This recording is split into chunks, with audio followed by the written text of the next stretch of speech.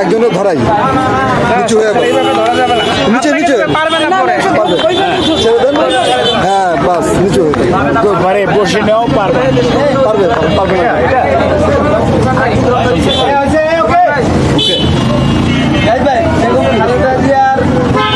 যন্ত্রে অপারেশন হয়েছে, আমরা জেনেছি যে পেসমেকার বসানো হয়েছে, সেটি সফল হয়েছে। এই মুহূর্তে তার কি অবস্থা একটু যদি জানান, তার শারীরিক অবস্থা কি?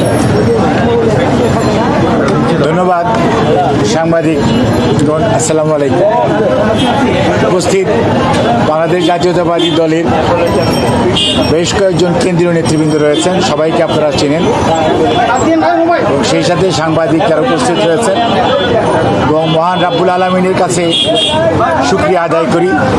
আলহামদুলিল্লাহ, আপনাদের সবার দোয়ায়, দেশবাসীর দোয়ায় দেশনেত্রী বেগম খালেদা জিয়া গত শুক্রবার গভীর রাত্রে অত্যন্ত অসুস্থ হয়ে মেডিকেল বোর্ডের চিকিৎসকদের পরামর্শক্রমে এবার কেয়ার হসপিটালে ওনাকে স্থানান্তর করা হয় রাত্র 3টার সময়।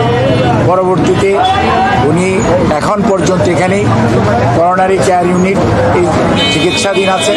Professor doctor Shahabuddin Talukdar, professor doctor Atahar Ali Khan, professor doctor Shams Monowar, professor doctor Reza, সেই সাথে professor doctor Jafar Iqbal, professor doctor Fakhruddin Mohammad Siddiqui, professor doctor Nuruddin Ahmed সহ প্রফেসর ডক্টর শামসুল আরিফিন, এবং দেশের বাইরে থেকে প্রফেসর ডক্টর রফিক আহমেদ এবং professor doctor Haibur Rahman, doctor Zubaida Rahman, আমাদের ভারপ্রাপ্ত চেয়ারম্যান মহোদয় সহধর্মিনী সহ আমাদের বেশ কয়েকজন দেশি বিদেশি চিকিৎসকের তত্ত্বাবধানে উনি গত শুক্রবার রাত্র থেকে চিকিৎসাধীন থাকা অবস্থায় চিকিৎসকদের পরামর্শক্রমে জন হপকিন্সের যে মেডিকেল টিম ছিল সেই টিমের 3 জন ডাক্তার, ডাক্তার হ্যামিল্টন, ডাক্তার ক্রিস্টস জর্জিয়াডিস এবং ডাক্তার হামিদ রব, তাদের সবার সর্বসম্মত সিদ্ধান্তক্রমে ওনার হৃদযন্ত্রের কার্যক্রম এমন একটি পর্যায়ে পৌঁছে গিয়েছিল যে ওনার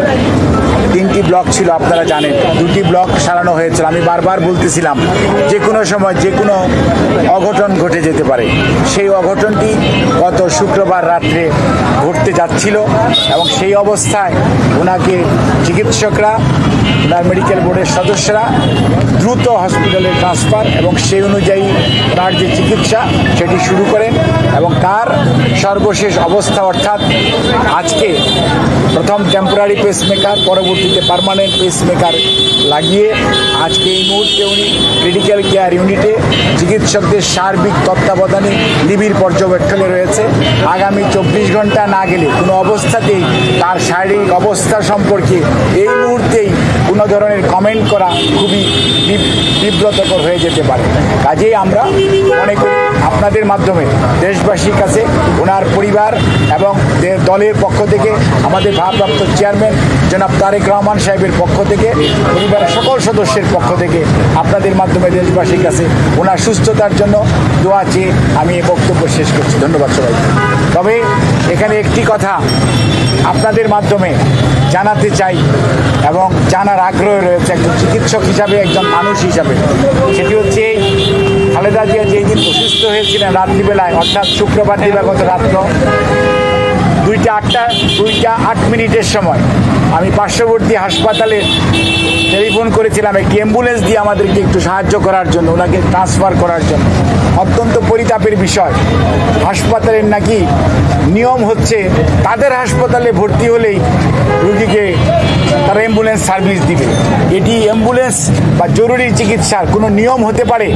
এবং একটি ইঞ্জেকশন অ্যাট্রোপিন, একটি ইঞ্জেকশন অ্যাড্রেনালিন, 2 অ্যাম্পল ইঞ্জেকশনের জন্য তাদেরকে অনুরোধ করেছিলাম ইউনাইটেড হসপিটালের ডিউটি ম্যানেজার চিকিৎসকদেরকে, বাট ডিনাইড। কারণ তাদের বক্তব্য ছিল রুগী তো আমাদের হাসপাতালে ভর্তি হবে না, অর্থাৎ রুগী যদি তাদের হাসপাতালে ভর্তি হয় তাহলেই জরুরি চিকিৎসা পাবে, অন্যথায় জরুরি চিকিৎসা পাবে না। এটি জাতির জন্য দুর্ভাগ্যজনক।